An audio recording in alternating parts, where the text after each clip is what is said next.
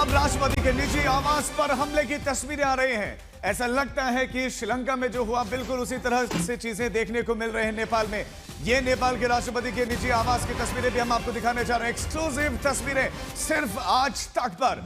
ये है एक्सक्लूसिव तस्वीरें जो आज तक पर आप देख रहे हैं। काठमांडू की तस्वीरें, आक्रोश की आग है आपके सामने तस्वीरें, जहां पर तस्वीरें वहां से तोड़ी जा रही हैं और अब प्रदर्शनकारी घर में घुस चुके हैं, आवास के भीतर घुस चुके हैं। ये निजी आवास है राष्ट्रपति का जो तोड़ा जा रहा है। ये तस्वीरें आपके सामने नेपाल के राष्ट्रपति के निजी आवास पर इस समय प्रदर्शनकारियों का डेरा दिखाई दे रहा है और ये प्रदर्शनकारी हर फ्लोर पर जाकर एक एक तस्वीर जो दीवार पर टंगी हुई है उसे निकालकर तोड़ते हुए दिखाई दे रहे हैं। ये तस्वीरें हैं और साथ साथ धुआं, ये उड़ता हुआ धुआं, ये दर्शा रहा है कि क्या वहां पर इस समय सिचुएशन बनी हुई है।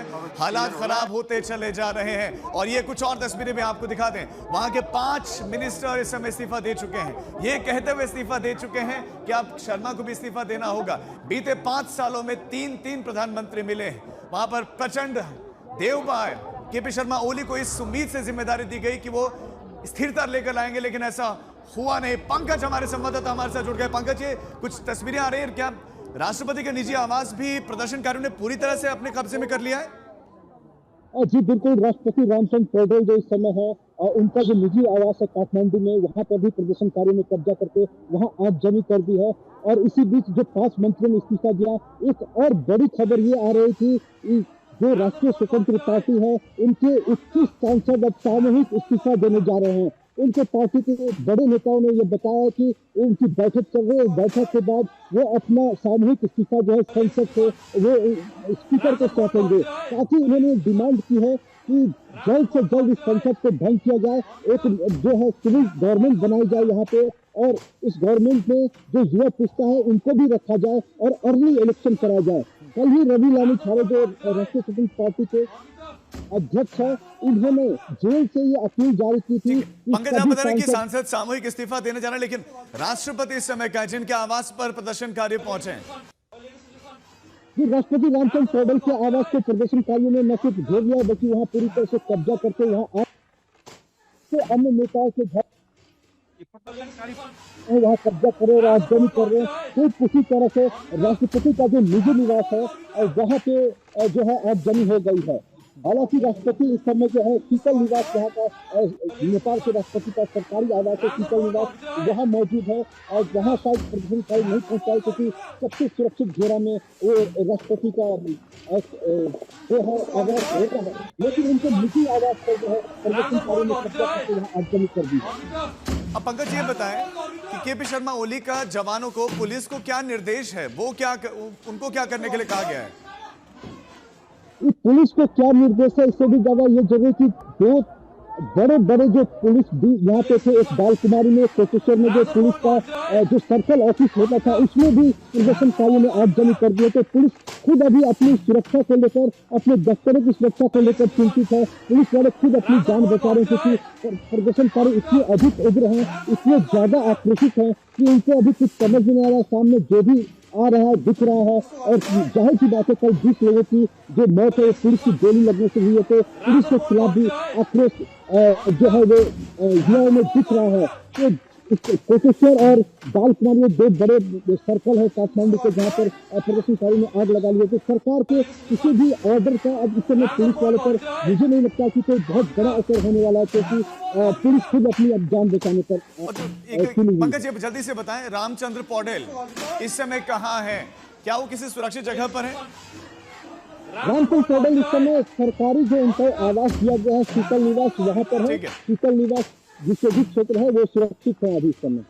बने रहे पंकज, आप हमारे साथ लौटते हैं। आपके पास यही वो तस्वीरें हैं, ये रामचंद्र पौडेल जो कि राष्ट्रपति हैं नेपाल के, उनके आवास के, लेकिन उनके निजी आवास की तस्वीरें हैं। उनके निजी आवास में उनका जो सामान है, जो तस्वीरें हैं, वो सब प्रदर्शनकारियों ने पकड़ी हैं, तोड़ी हैं और कुछ आगजनी की तस्वीरें भी सामने आ रही हैं वहां से। और ये धुएं का गुबार ये बताता है कि वहां कितनी आग लगी हुई है।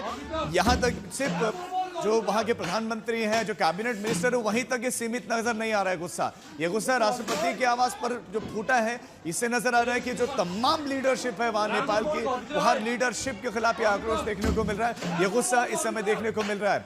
पूरा नेपाल इस समय सुलग रहा है, ये पूरा नेपाल इस समय जलता हुआ दिखाई दे रहा है। केपी शर्मा ओली की क्या प्लानिंग है? दूसरे जो इस समय घटक दल हैं, जो साथ में सहयोगी दल है, पंकज बताएं, जो सहयोगी दल है उनका क्या फैसला है, वो क्या करने जा रहे हैं? ये लगातार एक के बाद एक सहयोगी दल जो है उनसे इस्तीफा छुड़ा रहे हैं। यही कहिए कि वो अपनी जान बचाने के लिए अपने पद से इस्तीफा दे रहे हैं। पहले कांग्रेस के मंत्रियों ने इसकी शुरुआत की, जो कांग्रेस में जो इनके स्वास्थ्य मंत्री थे, उनके कृषि मंत्री थे, कल गृह मंत्री ने, 3 मंत्रियों ने कल इस्तीफा दिया। गृह मंत्री ने कल इस्तीफा दिया, आज 2 मंत्रियों ने इस्तीफा दिया। समाजवादी पार्टी जिनके साथ दिया हुआ था, उनके 2 मंत्री सरकार में थे और उन दोनों ने अभी कुछ देर पहले ही प्रधानमंत्री को अपना इस्तीफा यह कहते हुए सौंप दिया कि प्रधानमंत्री को भी अपना पद छोड़ देना चाहिए। ठीक है, लौटते पंकज आपके पास। तस्वीरें भी साथ साथ में हम आपको दिखा रहे हैं, नेपाल की तस्वीरें। नेपाल सुलग गया है पूरी तरह से, अब प्रदर्शनकारियों का कब्जा दिखाई दे रहा है। राष्ट्रपति का निजी आवास सुरक्षित नहीं है तो आप अंदाजा लगा सकते हैं कि अब क्या आलम है। 5 मिनिस्टर इस्तीफा दे चुके हैं, कई सांसद इस्तीफा दे चुके हैं, कई सांसद इस्तीफा देने की प्लानिंग कर रहे हैं। गठबंधन की सरकार भी खतरे में है, क्योंकि गठबंधन का एक एक नेता, एक एक मेंबर, एक एक सांसद का घर सुरक्षित नहीं है, क्योंकि पुलिस सिक्योरिटी दे नहीं पा रहे, क्योंकि जो पुलिस सर्किल ऑफिस बताया जा रहा है वो भी प्रदर्शनकारियों ने उस पर भी अटैक किया है।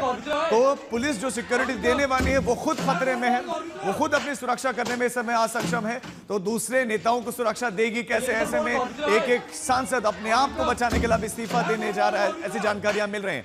तो ये सुगबुगाहट इसी तरह की किसी भी समय वो खबर मिल सकती है कि केपी शर्मा ओली या तो देश छोड़कर चले गए हैं, पहली जानकारी मिल रही है कि वो दुबई जा सकते हैं स्वास्थ्य का हवाला देकर। इस्तीफा देने का दबाव उन पर बहुत ज्यादा है, बहुत ज्यादा, क्योंकि उनके ही सदस्य कैबिनेट के उन पर दबाव बना चुके हैं। पंकज दास लगातार हमारे साथ बने हुए हैं। पंकज, केपी शर्मा ओली इस्तीफा क्यों नहीं दे रहे हैं जब इतना ज्यादा आक्रोश देखने को मिल रहा है?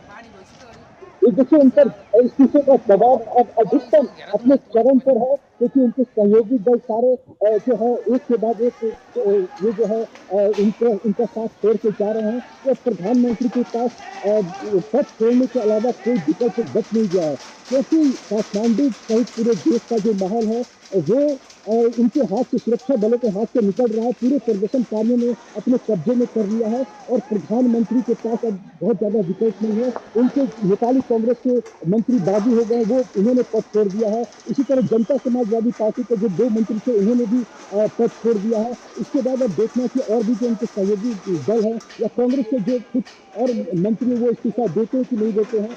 लेकिन अभी प्रधानमंत्री के पास जो है वो इस्तीफा देने के अलावा मुझे लगता है कि और कोई विकल्प नहीं है। पंकज, जानकारी मिल रही है कि सर्वदलीय बैठक केपी शर्मा ओली ने बुलाई है, तो सर्वदलीय बैठक करके क्या इस पूरे मामले में वो थोड़ा सा कवर करने का कोशिश करेंगे?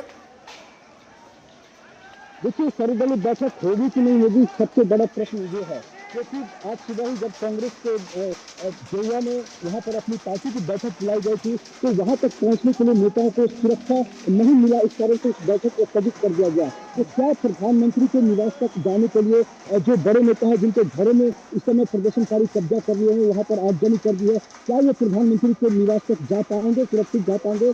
क्या पुलिस वाले उन्हें सुरक्षित वहाँ तक पहुँचा पाएंगे? आखिर किस तरह से सर्वदलीय बैठक होगी, जो समझ से परे है। तो सर्वदलीय बैठक होगी कि नहीं होगी, एक बड़ा प्रश्न है।